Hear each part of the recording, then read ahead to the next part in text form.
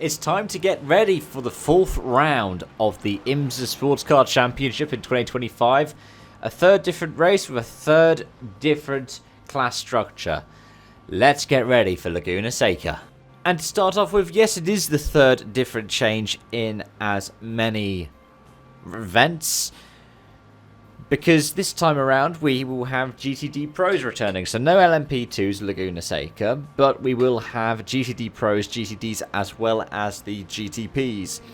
There are also a couple of different lineup changes, so we will go through that in a moment, but that was just a fact that I wanted to establish. Because in terms of driver changes, in some cases it is, for instance, affected by what we are seeing with the WEC doubleheader. 6 hours of Spa happens the day before, so you can't expect people to be in both countries, both sides of the Atlantic, at the same time. In hypercars, that in particular affects the Wayland Cadillac. El Bamba won't be there. Instead, Frederick Vesti, who we saw at the first 2 rounds of the season, the endurance rounds at Daytona and Sebring, he'll be stepping up alongside Jack Aitken in the number 31. Now, we're not going to expect any changes in LMP2 because we don't have any LMP2s. But then when we get to GTD Pro, we haven't seen them since Sebring. And, well, there aren't particularly many in the way of changes either, because they are essentially just stepping down from one of the drivers they had at Sebring. In some cases, it's the second time they're dropping down in drivers because they may have had 4 for Daytona, for instance. Ones that we can see, for instance, are that Giacomo Altoe in the Dragon Speed 296 will be back. Davide Rigon did 1 and 2, but Altoe is doing 2 and 4 alongside Albert Costa. And then in GTD, we are seeing Riccardo Agostini stepping up because, for example, Alessio Rivera is otherwise preoccupied. He'll be alongside Triarsi in the Triarsi Competizione 023 car.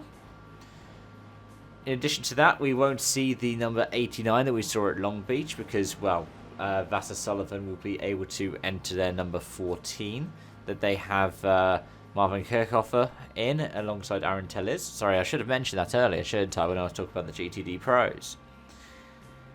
But on top of that, Robert Wickens will be making his second start in as many IMSA Sports Car events with Alec Odell alongside, because Tommy Milner is back up in the GTD Pro category as well. So that's in the DXDT Racing Corvette number 36. And yeah, I believe those are the changes. If I missed out on any, do let me know. But it means that the entry list is 36 cars, 11 GTPs, 10 GTD Pros, and 15 GTDs. Now, in terms of looking back to last year's 2 hours and 40 minutes race, Nick Tandy will be hoping that the race goes like it did last year. He won with Matthew Jaminet alongside, and it would make, 4 wins in a row for an opening to the season. But at the same time, that number 31 was incredibly impressive last year. It was second in qualifying and second in the race. The winners, well, it was, in terms of the pole position battle, were the 01 Cadillacs with Bourdais behind the wheel at the time. BMW did have a good qualifying last year. They qualified third, given that they've been on pole at every event so far this season. We could see a repeat of that again at Laguna Seca.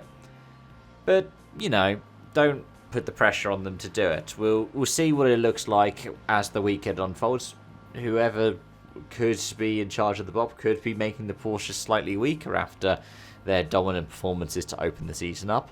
So it could be that Porsche end up having similar performances like they have had in WEC so far this season, where rotten luck has demoted them well down the order.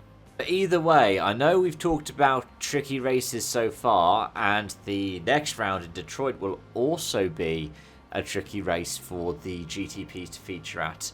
In some ways, you could argue that Laguna Seca is the trickiest round for the GTPs to be at this season. It's the only one that's this narrow that has 3 classes and features the GTPs. Road Atlanta, you have the back straight to overtake at, for example. Detroit is 2 classes. Long Beach was 2 classes. And Mosport, which would be perhaps the other challenging one, the GTPs don't go to. Likewise, VIR is just the GTDs, GTD and GTD Pro. So imagine that we got rid of the walls at Long Beach, but then we turned the elevation up to 111. Not even 11, 111. And instead of having walls, it's sand. Sand everywhere. It's a shame that this isn't the May the 4th weekend, because you could get plenty of Star Wars references out of how tricky it is to get around the sand, and how you might just hate sand.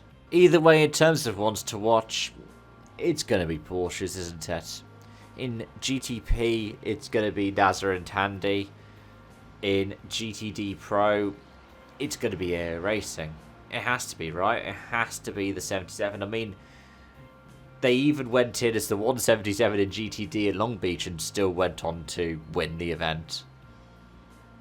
I mean, granted, it's not the same drivers they'd have in the previous rounds, but it's AO Racing. I'm pretty sure they won last year in GTD Pro as well. The GTD class itself is a lot more open, I would argue.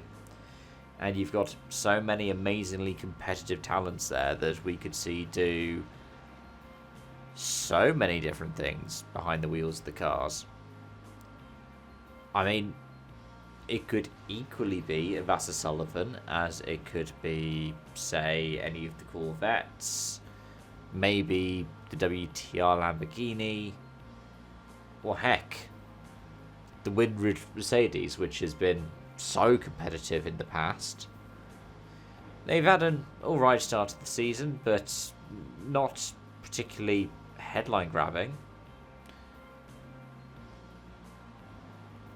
It could be that the Sebring winners, who got a 4th place in the other two, and as a result sit in the championship lead, even though the next 2 cars behind them both have double podiums. Could be that they are ones to watch. Either way, as always, please let me know your thoughts in the comment section down below. Thank you so much for watching, and until next time, it's bye-bye for now.